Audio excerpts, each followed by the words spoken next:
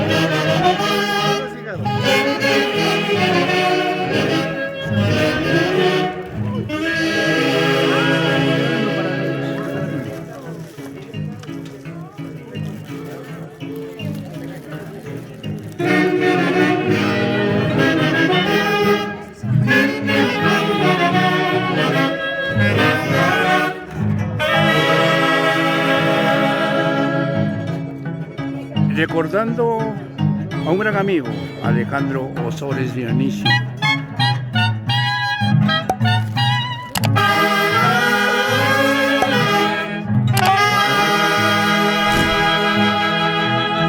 El día de hoy, día de su onomástico, Alejandro Ozores Dionisio.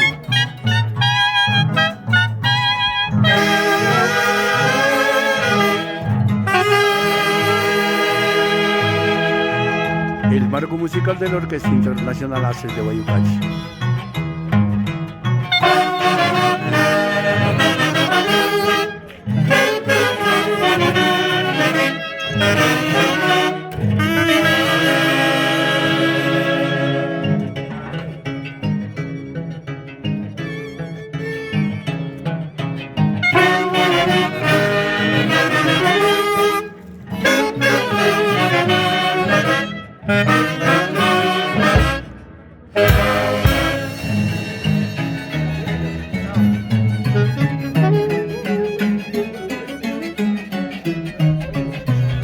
El cumpleaños de un gran amigo que en vida fue Alejandro Ozores Dionisio. ¿Qué juega?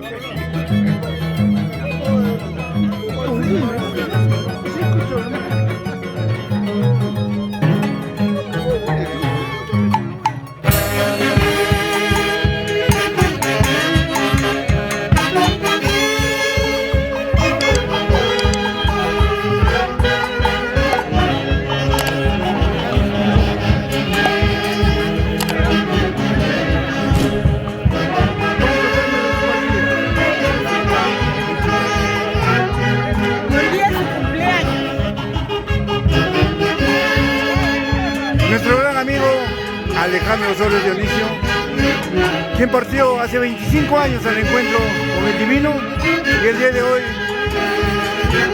con el marco musical de la Orquesta Internacional Haces de Guayucachi, su linda familia le rinde un homenaje en su cumpleaños a Alejandro Ozores Dionisio, y que para ti brille la luz perpetua. Gracias.